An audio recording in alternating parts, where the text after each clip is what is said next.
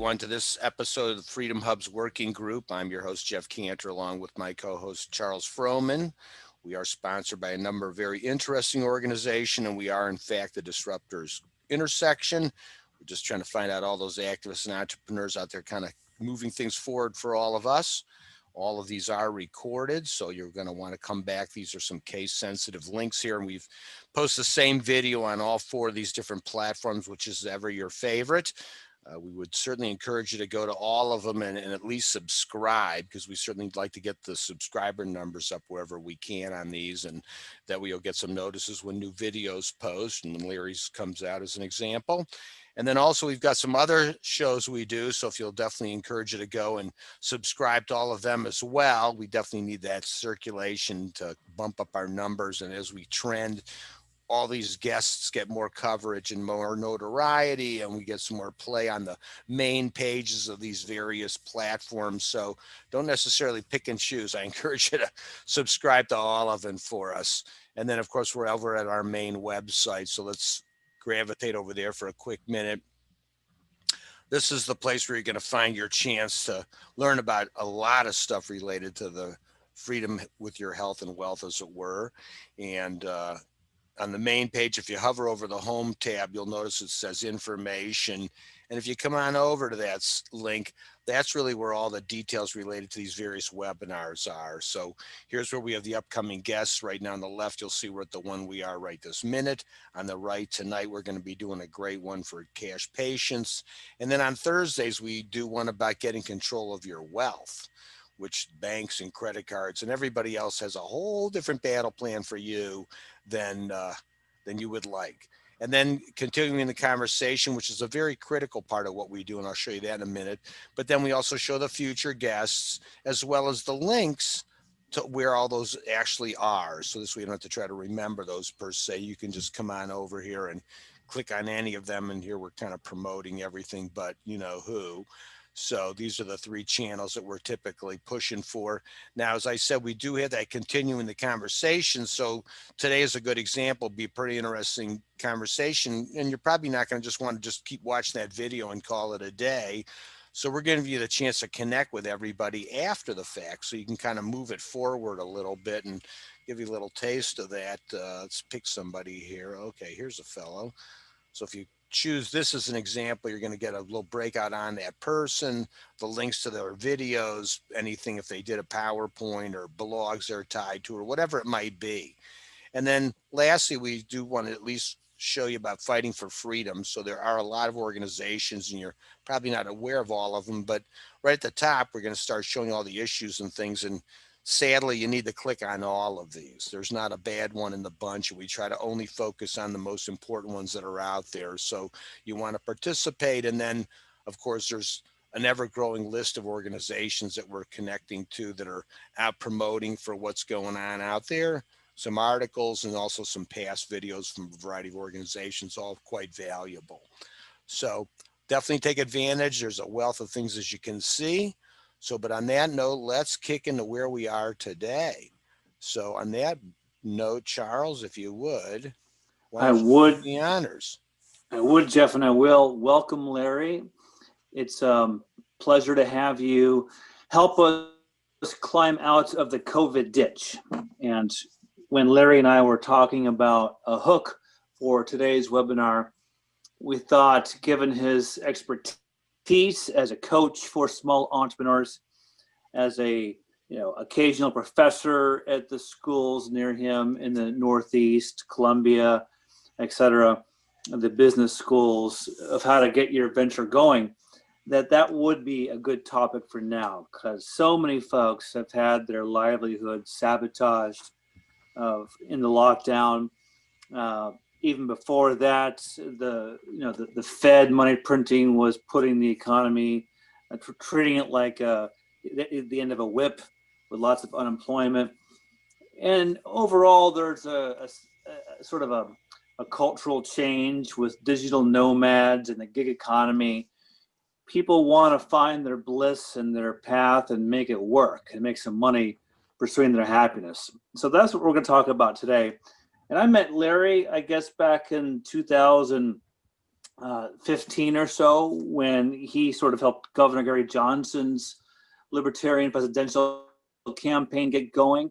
And when Governor Johnson did get the nomination, I remember Larry hosting a fundraising dinner that night at the convention and raising $100,000. That just really impressed everyone, that this guy Larry has cachet, gravitas, he has the goods.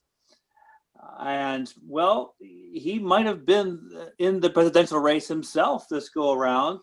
I think he was doing a little business with Judge Jim Gray, an early favorite, but the party did not pick him and Judge Gray. They went with another ticket that didn't do so well, not at all.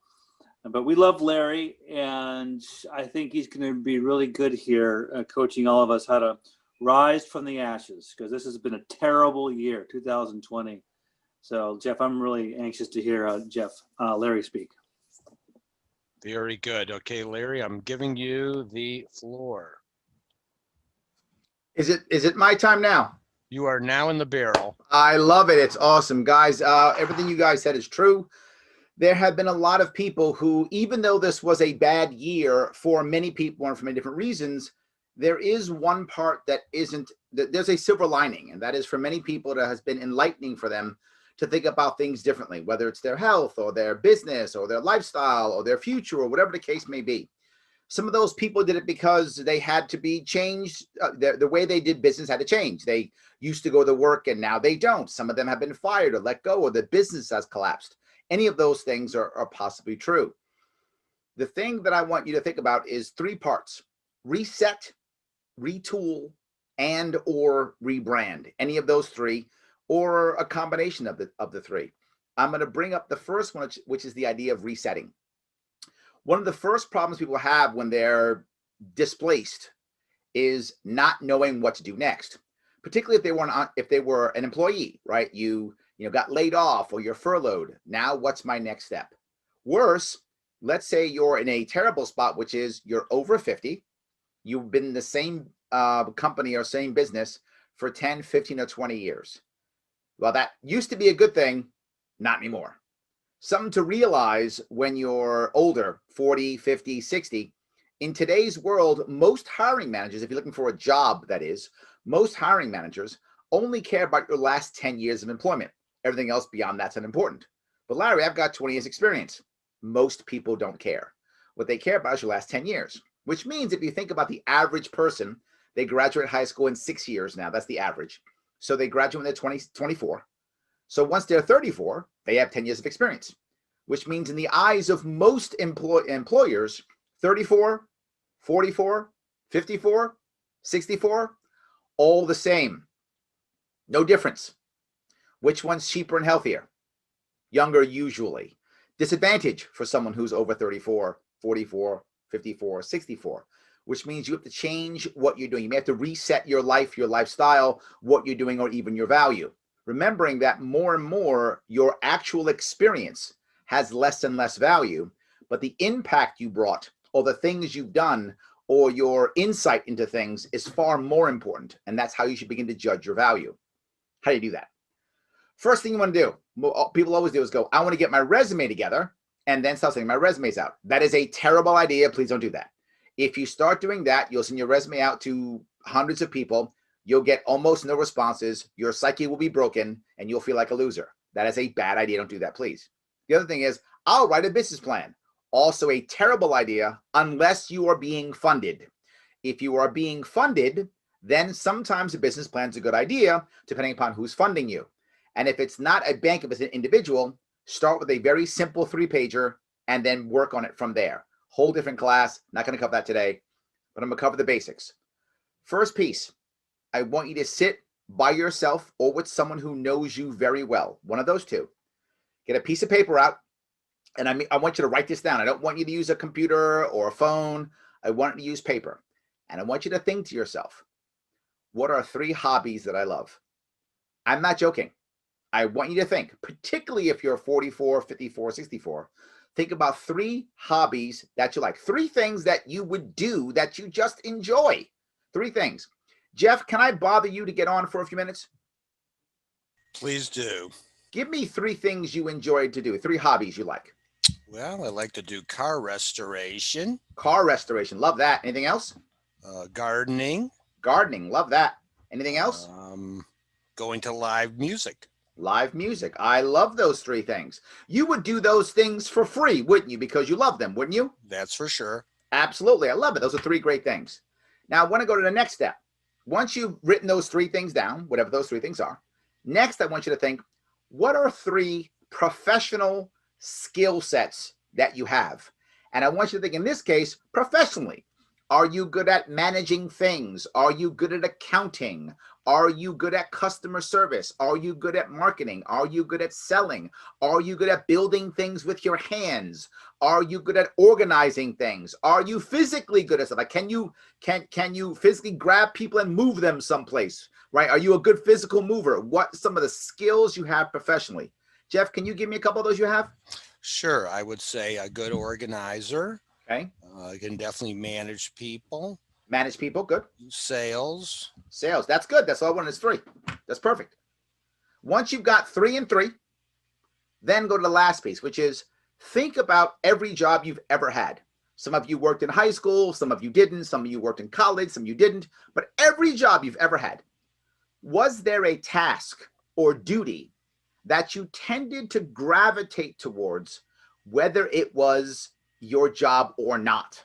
Was there something that you just kind of always thought to do in every job you ever had? Or if you were on your own, did you kind of spend more time in one area, even though you maybe didn't need to or didn't have to or shouldn't? Jeff, can you tell me, is there one of them that sticks out to you? Well, I would say that I was oftentimes in sales, but then I would invariably gravitate to doing something organizationally. Everybody else seemed to be lackadaisical, and some materials that need to be prepped for clients was never done, and everyone had to scramble around when a sale got made. So, I would take the time to build a bunch of portfolio booklets in advance and things like that. I love that. That's great. So now if you have your 3 columns, you have your column of your hobbies, your column of your skill sets, and your column of the tasks that you tended to, gravitate towards in every single case, mix and match all 3 and see what starts to come up in your head. And if you have someone with you, the best case scenario, have a total of 3 people in the room or 1. 2 is not a good idea. 2, you'll just nod your head on how smart each of you is. That's not going to work. 3, because one of you will say you're full of it, or yourself, and try to be honest with yourself. So 1 or 3 people in the room when you do this, either of those 2, not 4, not 2, 1 or 3. And when you're doing it, start walking through. Say, you know what? Is it possible for me to maybe, manage people who do car restorations? I can kind of make sure the schedules work. Do you see what I just did? Mm-hmm. I went through each of them. Is it possible for me to maybe do some sales for maybe a live music fair? Maybe kind of organize, how that works online. Now, you just walk down a couple of those roads. Walk down a couple of those roads with either 2 people or by yourself. And then when one of them seems to hit, when you go, that would be good. That would be good. Then start thinking, is this a job? Is this a business? Or are you a consultant?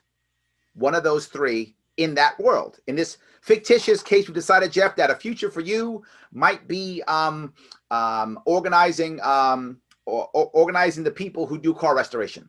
This is something you enjoy. You'll want to do it. You'll be like, yeah, I love this stuff. So you'll want to do it. It now becomes a career path for you, not just another job that you're running from. You're actually running to something, not from something. You're thinking to yourself, is this a business model, right? Can I build a business out of this? Or is this a job? Is somebody else already doing this that I can go work for them? That's a job. Or last, can I be a consultant and help people to do this? One of those 3. All 3 are okay. Neither is a bad idea, but start thinking about that. And when you come up with 1 or 2 of them, sleep on it. And when you wake up the next day, if you've kind of forgotten about it, it's not the right one, redo it. If you wake up the next day and go, my God, this is still in my mind, this is something I should do, begin to pursue that. It is a very simple way of getting yourself up and running and beginning the reset process. It is by no means perfect. It is not perfect. But what it does is it gives you a template to start moving forward and to get your head in the right spot and to have those conversations with others. So they go, yeah, you should be doing that. And when you want to get something done in your life, you should always do two things. Tell somebody you love and tell somebody you respect. If you do that, the odds of you moving forward just went up. Doesn't mean you will do it. It means the odds went up. If you don't tell anybody, go, I'll just tell people once I've done it, you're never going to do it. But if you instead tell someone up front, I'm thinking about resetting, and you tell someone you respect, hey, Jeff, I respect you. I'm going to go tell you. Then you tell someone you love, hey, Charles, I love you. I'm going to go tell you. You tell the person. Now you don't want to disappoint them. The odds of you moving forward just went up. Do this, and you can begin to reset your career, reset your life, reset your business, reset your job. Does that make sense, Jeff? Yeah, totally. Excellent. And it gives you a good feeling too, like you said, because it's something that you're really ambitious about. Otherwise, you're just kind of kicking cans, trying to, especially if you've been doing something a long time, replicate that same career all over again somehow. And very often the career you had, you don't have anymore for a reason. Yeah. Right? For a reason. And if you try to remake that, isn't going to work. But the last thing I want someone to do is just take the next job they find. Because if you go to a job interview, and I've heard this more than once, I really need a job. Nobody cares. And this is harsh when you're the one who needs the job. Nobody wants to hire you because you need a job. They want to hire you because you want that job. That's why they want to hire you, because you want that job.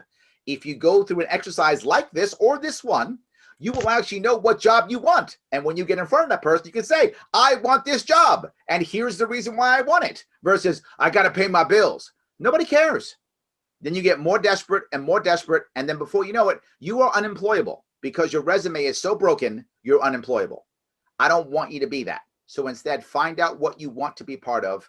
Go for a job that you want versus finding a job because you need one. How do you suggest to somebody they sustain themselves in that short term when they do have bills to pay, but they want to go after that creation of a business or that dream job? You're not going to say, hey, by the way, on the side, I'm working at the restaurant just to make ends meet. I mean, how do you broach both worlds there? There's two parts to that. Number one, if one don't work, that's option one. I hope you can do that. Not everybody can, right? In the best case scenario, don't work. Now, but Larry, I can't. Okay, no worries. But can you not, or do you not want to? And that's not always true. Larry, if I don't work, I'll start going into some debt. Do you have any debt? No, I have none. Then you can afford to not work. Now, no, Larry, I'm in debt. Okay, you have to work. I got it. I'm not saying you should or shouldn't work. I'm saying because you have to go into a little bit of debt to change your life, if you can, I don't know anyone's situation, don't think because I can't stop putting, I had a guy once who told me, well, Larry, I put away X thousand dollars every month. I got to keep doing that. So you're going to stay unhappy for 4 more years and ruin your career for the next 20 so you can keep putting $1,000 a month away. Right. That's silly. Right. That's silly. But again, if you're going to get evicted or you got big problems in debt, I got to go work. If you get a job, do not get a serious job. And it's going to sound crazy, but I'm very serious. Purposefully, do not get a serious job. It will just distract you. You'll start doing it. You'll spend a year thinking, if I work hard, I'll move up. You won't. You will just be unhappy. Get a job that is just exactly that. I have to pay my bills. I'm not talking be an Uber driver. I'm serious when I say that. Do Grubhub deliveries. I don't care. I don't want you to get a good job or a decent job because you're going to satisfy yourself. And you know what's going to happen? You're going to be in the same spot 5 years from now, just now with another bad job on your resume. So instead, get a job that is just to pay your bills while you function and try to get what you want to get. That is my advice. Get a job that you know you don't want to be in 5 years from now. This way you won't be in it 5 years from now. No, and that was the assumption I was going to make anyway, because if you're going to divert yourself, then don't try to get into a secondary career, because then you say, well, okay, I'll wait another year before I go pursue that dream. Absolutely. I want you to say to yourself, man, I'm not happy about going to work here. Good. Maybe you'll go do something else. That's my point, right? The worst you can do is just be satisfied. That's the worst. That's the worst. Right. Love your job or hate your job. That's the home run. If you hate your job, you'll leave. If you love your job, you'll stay. If you're satisfied, you will just punish yourself for 20 years. So I know my job that I've had that I hate or just became defunct, and now I've made my little lists, and then I've taken that Grubhub because I just got to keep that rent going. Absolutely. But how do I start to figure out where I'm going to go or do with all this new information? I don't know that new business whatsoever. How do I even Absolutely. begin to carve that thing up to tackle it? If I go down this road, I won't be able to go down other roads. Are you okay with that? Well, let's go where you want to go instead. No, it's up to you. I mean, the only issue with this is very specific for a certain type of person. The other people who are in this world are not going to want to hear the rest of this. Yeah, I'd say let's keep it more generic then. All right. So I'm happy to do another session or something with people to go down that road deeper. There are 3 ways of making that happen. One is networking, one is nonprofits, and another one is actually getting a type of job in that industry. But I can cover all that another place. The next piece I want to go to is if you don't need to get a new career, you don't need to get a new job. You just got to retool what you got, right? You got it, but you just got to retool it. It's not like I need a new job or career. I got one. It's just not COVID response or the world has changed. I've got to retool. If that's the case, when you want to retool, in your mind, you want to break down your new world, your old world, your old job or your old career or your old business you're in right now that's not working, into 3 parts. Sales and marketing, part 1. Operations, part 2. Admin, part 3.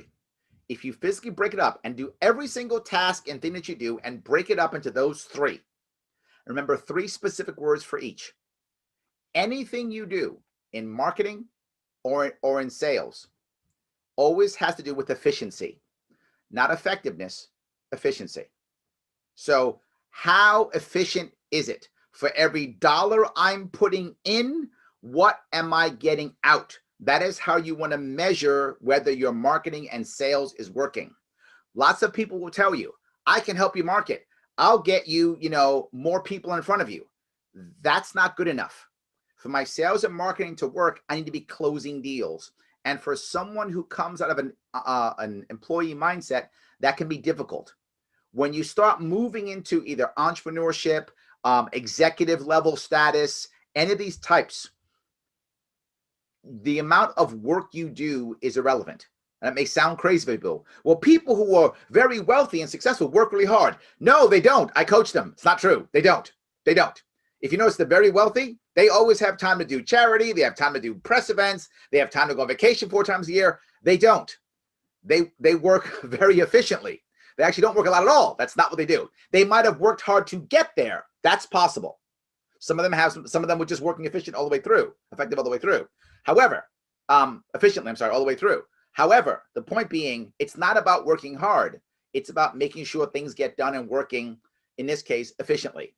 So when it comes to your sales and marketing, how do you judge whether your closing of deals is actually working? Is it getting better, right? Is it getting better? I am actually closing more people percentage-wise. So if I met 4 people, I used to close 2, now I close 3. Awesome, good for you. I'm closing them faster. Used to take me 2 weeks, now it takes me 1 week. Well done, you're doing great. Or I'm charging more per interaction. I used to get $1,000, now it gets $1,200. That's a win. That is the only way you should measure your sales increasing, one of those 3. If neither of those 3 things aren't getting better, you're not getting better at sales. So while marketing brings the horse to water, sales has to make them drink. How do you make that shift? Every dollar you're putting in, what are you getting out? That's step 1. How do I begin to retool that? I look at what I can do there. Second piece, operations. Operations is about effectiveness, right? Not efficiency, but effectiveness. Is it working? I will sometimes spend more money in operations to make sure I've satisfied my client. Satisfying your client, the critical piece and how they overlap is customers, whether that's my boss, my juniors, my customers who walk in the door, my online customers. They are not unhappy because I didn't work hard. That is not the issue. They are unhappy because I did not meet whatever their expectations were. That's it. If they expected A and I give them A plus 1, they're happy. If they expected A and I give them A minus 1, they're not happy. It doesn't matter how hard I worked, whether that was pressing a button or working 37 hours the last 2 days where I only got 8 hours of sleep or whatever. They don't care. Doesn't matter. Did I get A plus 1? Did I at least get A? And if I get A plus 1, now I'm happy. That's all that matters. In my operations, it's about effectiveness. Now, how do those overlap? I want to make sure that I'm setting my expectations effectively in my sales and marketing phase so that my operations phase can match that. And you might say, Larry, that's only if you're in a business. That is if you're in a business, but it's also if you're a top-notch employee. If you're a top-notch employee, you are selling and marketing yourself. If you are a top-notch employee, you're doing that. If you're not doing that, you're in trouble. Remember something. If you want to advance in your career in any way, particularly if you want to retool yourself, knowing how to do your job is important. It absolutely is. It's just no longer enough. You must also not only be able to do your job, whatever that is, but also have the soft skills to express it, to talk about it, to sell it, to market it, and to have the right expectations so that when you do the job, they go, well done, well done. In fact, in the best case, you do the job simply and they're blown away and they think, this guy is magic. That's the best piece. That's what I want you to start thinking about as you're retooling either your business or your job or your company. How do I work on those two? Shift and adjust, which might mean I might require a different market. People whose expectations are actually lower. The reverse could also be true. If your service is so good, you might want to focus on people whose expectations are higher because no one else can match them, right? So there are two different ways of looking at that. As a general rule, when stuff gets tough, the last thing you want is middle market. You want cheap button or elite button, one of the two. You want the people who are spending the cheapest or the people who are spending the most. That is where you're most successful. Remember, whenever there's bad timing, that happens, right? Automatically, you have the middle class gets trashed. You have the people who are working poor and people who are doing well. You want to be able to either market to the elites who are spending lots of money and have high expectations, or those who don't spend much money and have low expectations. There's money in both. There's money in both. But if you're in the middle, odds are you're going to struggle. So put those two together. And the last part's the admin situation. Now, the admin part's tough. In the case of a business, that's things like legal, HR, finance, stuff like that. Sadly, that's the stuff you should be doing the least of. The thing to remember there is get someone else to do it. Outsource that stuff to the best of your ability. Get someone else to do that for you while you focus on retooling your business. The admin part of who you are, the admin part of all those things is the part that takes up the most time and gives you no return. You're not touching your clients. You're not fixing the road. You're not getting things done. You are doing things internally and they aren't getting done. Get someone else to do that. If someone else is doing it, guess what? Now you become their customer. If that makes any sense. And this can be internal, right? They're internal customers. And now they can have expectations for you. Everybody wins. But if you're doing it for yourself, where's your customer? You should be out touching your juniors, your seniors, your walk in the door customers, your online customers. You've got to be thinking that way. And again, not just as a business. If you are going to be a high performing employee, this is exactly the same. No difference. You will have customers. Many will be internal, but you will still have customers. And if you're not looking at your juniors and your seniors as customers, you are not going to go far in this world. You're just not. And when they start letting people go, you're going to be on that chopping block. I can guarantee it. Sadly, I've been the guy who does some of the hiring and firing, and that's exactly what I'm looking for, right? People who don't want to fire people, bring me aboard so I can be the bad guy. Played that game. So you need to be someone who I don't want to fire, who I'm saying to myself, I don't want to replace him. You know, Jeff's too important. I don't want to replace that guy. Let me see if I can fix this, because finding a replacement for him is going to cost me 9 months. I don't have 9 months, right? You want to be that guy. You want to be that guy. Is that helpful? That's very, very good. And it's interesting, you know, you're making me remember, because I used to do some hiring for a timeshare operation, and that's a pretty high pressure situation. And invariably, anyone that walked in there, they weren't in that business before, especially since we did it here in an off market, you know, where we weren't in a resort town. So there wasn't like some recycled person who used to work for Hilton, and now they're over here at the Marriott. But it was interesting in terms of how I would hire people. They always came in on, and one, you want to see what they look like, because they're going to be sitting there with a couple, and they can't look terrible. Absolutely. But on top of that, you know, they come with their little resume, whatever it was. And what I would do is I'd usually take the resume and go, is this your resume? Oh yeah, it is. Okay, great. And then I would tear tear it in half and throw it in the wastebasket. And they would be Yep. just completely bowled away. I'd say, let me ask you, and it's so funny that you even brought that exercise we went through, because it was like made me, have this little remembrance. Mm-hmm. But anyway, I'd say, well, let me ask you a question, Larry. Is there anything you like to do? There we go. Yes. Oh, yeah. I like to golf. Okay, great. I look at my watch. I go, you got 5 minutes to make me love it too. There we go. That's you're exactly right. Right. This is what we're talking about. So if you're thinking about resetting or retooling, let me give you some ideas for both COVID related and then for a down economy for you to start thinking about. If it's for COVID, two things you want to start, right? The government response to COVID and the fear around it has created a world to where here are two great arenas to think about going into. Anything with connecting people, connection, whether that's a physical connection, like a dating app, or where people can go together to have lunch together, or how I can meet my doctor in person, anything where I can physically meet people together, how I can deliver my food, where I'm physically meeting people, right? But two more types of connection, romantic connection, like dating sites, any type of things like that, where how can I find someone that I want to connect to, which rolls into the third piece, which is anything emotional or support. If you notice, you've seen there's therapy online, there's all types of things online, connecting in any way, shape, or form. Physical, romantic, emotional. If that's something that motivates you, that kind of connection will also work, to include sometimes buying, selling specific things. Generally speaking, buying and selling, you don't want to get involved in that as a general rule. But if it's very specific, like you talked about, Jeff, the idea of cars, maybe like the idea of someone who would want to fix a car or something of a certain type, that might be a good connection if it's very niche specific. Second piece you want to look at is anything with health and safety. If you look everywhere, people are afraid. So that means physical health, physical safety. That means everything from my gym, my inside gym, my Peloton bike or something like that, to I want a bulletproof vest or I want a handgun. I mean, anything that's physical protection will work.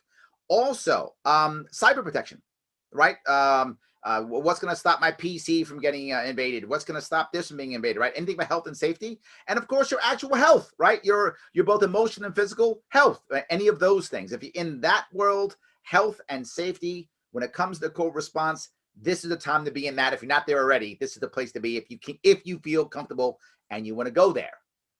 I'll add on top of that a general rule for any recession, depression, anything. 3 fields that will do well almost always: government, vice, entertainment.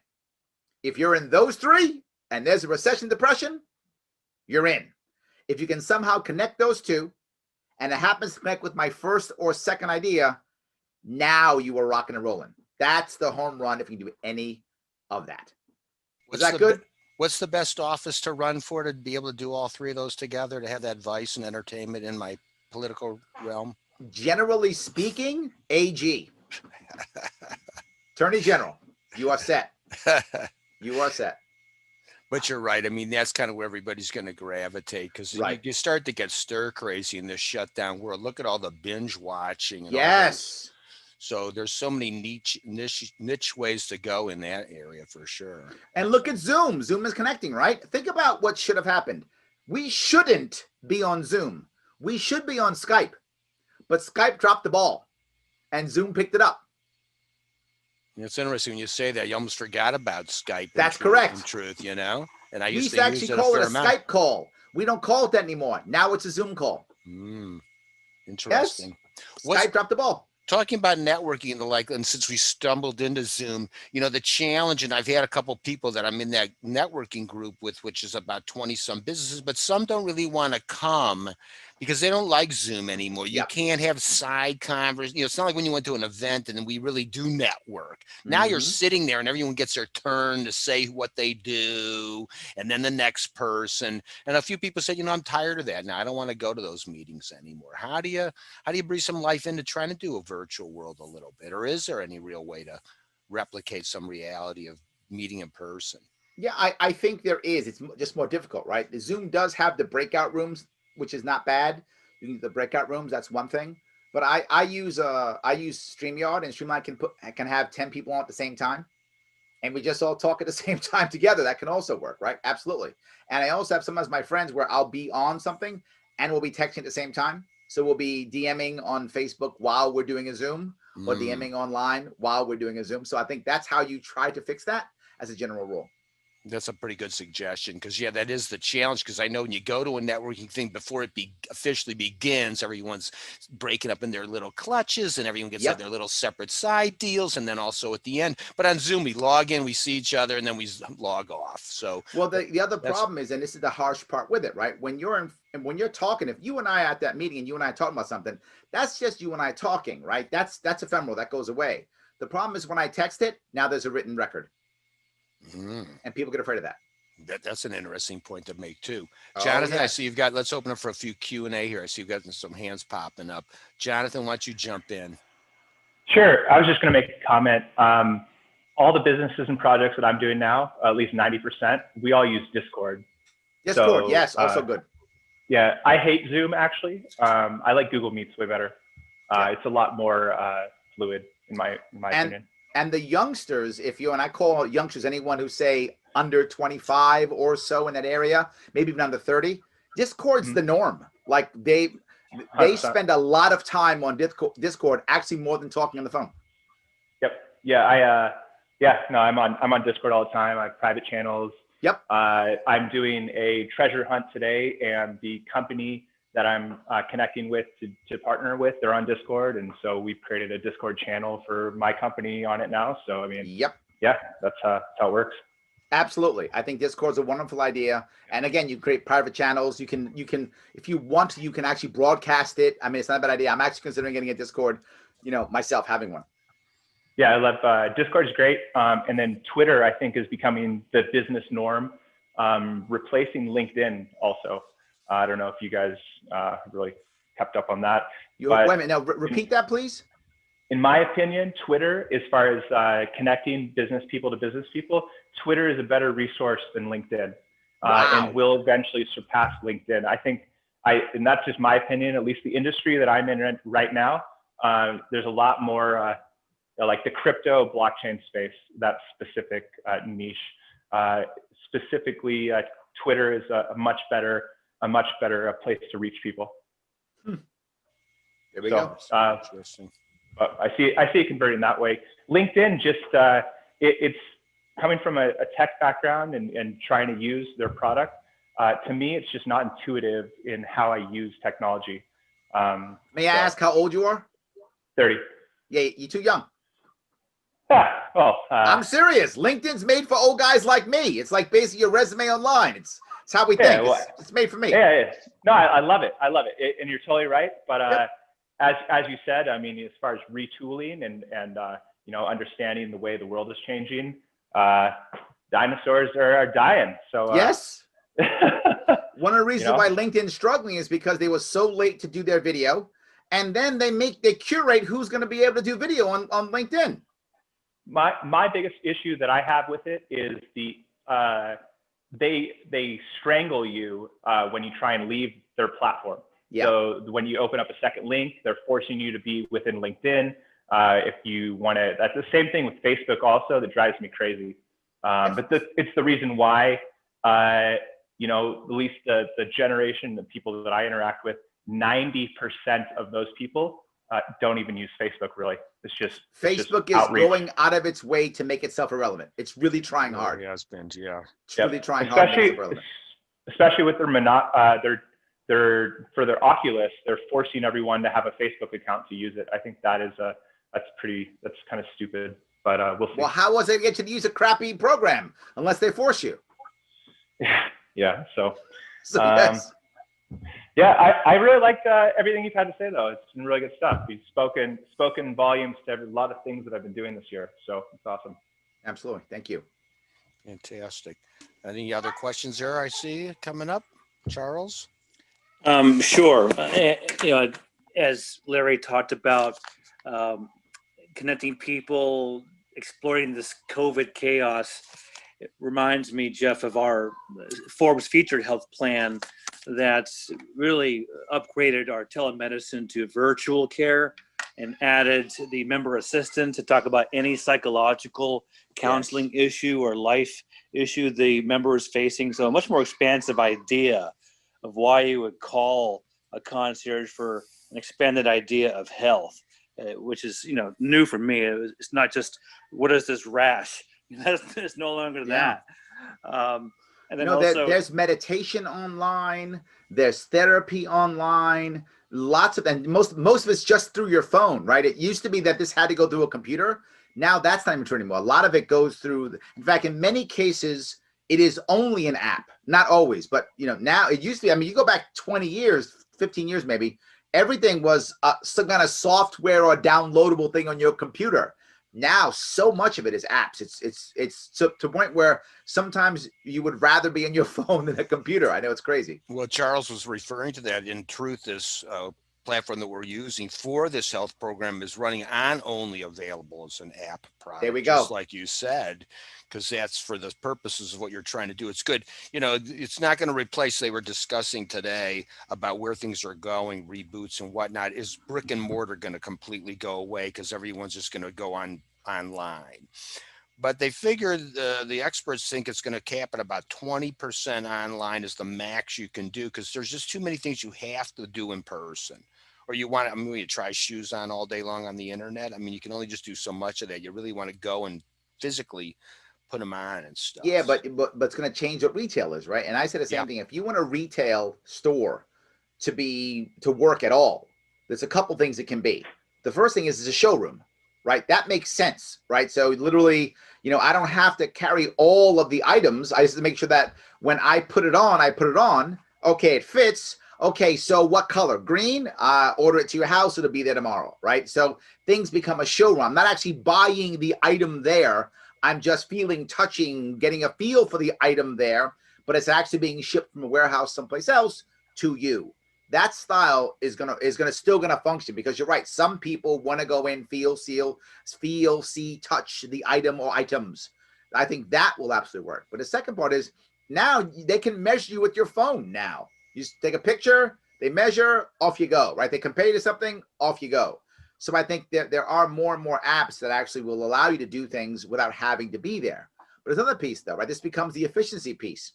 If I now know that 20% of my people I can service on the phone or on a desktop, I just took 20% of the people out of that hospital or emergency room. Home run. Everyone there now gets better service, or I can have less doctors and nurses. So I think it still begins to work either way. If I have the showroom model, then I don't have to have so much. Physical material. People show up, test it, and then they order it anyway, like they would online. But they feel better about it. I can have a conversation. I can upsell. All those things. It can all still be done. But if it's not going to be a showroom, then it has to be an experience. And you see that right now with malls, right? Most malls, if you go back 10 years, 15 years ago, there was always some big store that was the anchor, right? It was a Macy's, or it was a Lord & Taylor. That was the anchor. Now the anchor is an experience. Now the anchor is the Dave & Buster's, or the show where people, the center area where there's shows or something. Now we go to a place for an experience. The Apple Store was an experience, right? If it's an experience, people will show up. If it's not an experience and it's not a showroom, less and less people are going to start showing up. The last thing is, it's got to be so specific that you control in the brain all the intellectual property. In other words, I don't want to buy blue shoes. Blue shoes, I am going to fail. But if I'm going to buy, the Cantor special shoe, now I have to type in Cantor and I can only get it there. The example of that is like John Deere. John Deere doesn't sell any place except a John Deere dealer. So that type of store can also survive. You do a couple of those, you got a shot. Interesting. Yeah, it's going to take like what a lot of people said, and I assume you're going to feel similarly, COVID kind of accelerated trends by like a couple, 2, 3, 5 years even. Absolutely. Some of what was going to happen anyway, it just got there quicker. Yes. And the next place to look is for suburbs and rural areas, because people live in the cities and they're not coming back. Everyone always goes, the cities are going to recover. They'll recover, but nowhere near like they were. New York City, I live in New York City, and I've seen the people fly out of here. Most of them aren't coming back. As I said in my coaching job, many of the people that I coach are relatively wealthy. So they often have two homes, one in New York City and one someplace else, Jersey Shore, Connecticut, Long Island, upstate New York, someplace else. They've been there now for 8 months already. They're working and making money from this nice house. Why go back? There's no need. Why would forget it? I'll dump that place. I'll sell it. I'll end my lease. I'll dump it at cost because my maintenance fees on my apartment in Manhattan are at least $2,000 a month anyway. I'd rather dump it, lose money, and stop paying my maintenance costs. Right? So I'll end that. I'll keep my home in Jersey Shore or something, and I'll work from there. And when that person doesn't come back, all the people who work for them, a bunch of them aren't coming back. And not just that, all the people who service that person and who service them aren't coming back. And not just that, those people aren't going on the subway anymore or taking the bus anymore. Boom, boom, boom, boom, boom. I think New York City will never, I think it'll go under 7 million and never come back over 7 million ever again. New York City is going to wind up becoming a tourist city. And the reason is we've already thrown finance out because we're so backward. We haven't realized that it used to be that tech would follow finance. Those days are over. Now finance follows tech. And we haven't figured that out because we're backward in my state. And on top of that, we've thrown out cryptocurrency with silly bit licenses. We still haven't figured out the cannabis is actually a thing. Yeah. We haven't figured that out yet. We are a disaster. New York's going to suffer. Major failure with that bit license. Oh, That was terrible. attempted regulator capture, and they failed tremendously. That gentleman, if I could call him that, should be ashamed of himself. Losky, that Absolutely piece of ashamed. garbage. What a horrible person. And my Yep. governor was all behind it the whole way. And look what's happening in Wyoming. Wyoming is rocking because we screwed up. Yep. Well, Sad. I moved from Seattle to Nevada because of what you just described. Same thing in Seattle. I mean, I'm living in the U district, and there was shootings down the street, from my place. And I'm living in a studio apartment going, what am I doing? What am I doing? And so the question kind of gets to how, if those places are going to go down to that level, what sort of happens? It's already built out to a bigger number. What do you do with those excess buildings or retail streets? Do they just get torn down, or what ultimately happens? You can see it across New York State now. I'm across New York State all the time as I'm always campaigning and helping other candidates to campaign. It's a big deal for me. And in that regard, I say all the time, they're just literally boarded up. There are people who are literally right now just upstate New York, packing their house and leaving. They're not even selling their home. They're just leaving it. Gone. Come chase me for the mortgage. Come chase me for the taxes. I'm out. See you in Tennessee. Good luck. That's what's happening. And you can envision that, because I think, like, when you're talking, Jonathan, leaving, if there's all these riots and somebody says, well, I'm leaving. Well, who are you going to sell your house to? Who wants to buy that house? Yep. You just got to walk then. Yep. I broke my lease. My lawyer who lives downtown, he and his fiance broke their lease. Yep. It was very interesting to be packing up my stuff and watching a number of other moving vans packing up their stuff in the middle of the night. It seemed everyone was just packing up their stuff in the middle of the night and just running out of the city. It was very, very, very interesting. Absolutely. Really. And your Upper West Side, and people on the Upper West Side here, they got so mad because de Blasio, our mayor, actually put the homeless people right there in luxury hotels to keep them safe from COVID. I'm not joking. So these are people who actually pay $4,000 or $5,000 or $6,000 a month in rent in the Upper West Side. They broke their lease and left. If you're that landlord, how do you feel about right now? Yeah. Oh yeah. No, I mean, yeah. Yeah. You just look at the property markets. No one is paying rent. No one is paying mortgage. I think I saw 2 malls file for bankruptcy. Just in the last couple of weeks. Mm-hmm. The Minnesota mall, they have a $1 billion mortgage, if I'm not mistaken. And they are, when I last looked a couple months ago, they were about 3 months or so behind. Yep. Yeah. Absolutely. So, but the point I'm bringing up with when you're going to move or help people, people are moving to the suburbs and rural areas. They're paying rent, because in a city they were paying $2,000, $3,000, $4,000, $5,000, $8,000 a month. You go to someplace else, now you're paying $1,000 or $2,000 a month. For someone who's living in New York City, that's nothing. We're happy to pay that. Yeah, only $1,500 a month. Huh. Here's a year in advance. What's Love wrong? it. What's wrong with the What's wrong with the place? You sound like me. Yes. I'm paying half what I was for a room in a house than what I was paying for a studio. Absolutely. So that's my point, right? If you can service those people who are now in a new environment, right? Man, can you rock and roll? Can you service people in a new environment? If that normal area where it is normally, say, for example, I'm making this up, say in this specific area people are moving to, most people go to the supermarket, buy their food, and cook, right? And in many places, particularly rural areas, that's a very common way of people eating. They go buy the food in the supermarket or the grocery store or the farmer's market, and they come and they cook. Most people in urban areas, they order their food, right? Most people in urban areas order their food. So can you be the guy who has some kind of order app or something like that to support that new thing? Now you're resetting. Now you're retooling, right? That's the kind of thing. People who leave the city often don't have cars. So now when you move to a suburban area, you got to have a car. Can you in some way, shape, or form support that new car owner? Can you in some way, shape, or form help that person make that happen? Now we're rocking and rolling. That's what I mean by thinking about retooling, rebranding, looking at what's happening in the country and how do you jump on board? Other opportunities that you were describing from one of the architects in this networking group as an example was describing how a lot of people are moving, but they're not looking to buy an existing home because they don't like the layout anymore. Now they want to build a new home that has a separate wing. That's the office wing and the gym, and as opposed to converting a bedroom in an existing home. So there's a whole new reset and opportunity right there, and a whole new place to service a lot of stuff that you just can see is going to come out of that new layout. Absolutely. This is what we're going to be looking for. 100%. Fantastic. Well, let's see if we got a last question here for you, Larry. We're coming up to the conclusion of our exciting day here, and now everybody's making their little copious lists and how do I turn my crocheting into a business? Yes. So there you go. So, all right. Well, remember, even if you are, say you are a crochet person, I mean, I'm going to be clear on something. When it comes to making new businesses, this goes to my connecting piece, right? That's about connecting.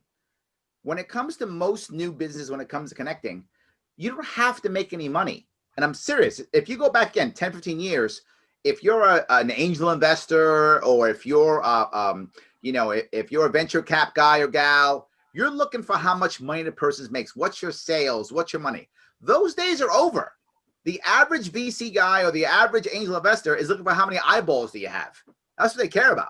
They're going to make their money on the resale to the VC or the resale to the private equity company who's going to make that resale to Google or something like that. It's a whole different way of looking at businesses now. So if you're that crochet person, Jeff, I know you were teasing, but there's probably hundreds of thousands of people who like crocheting.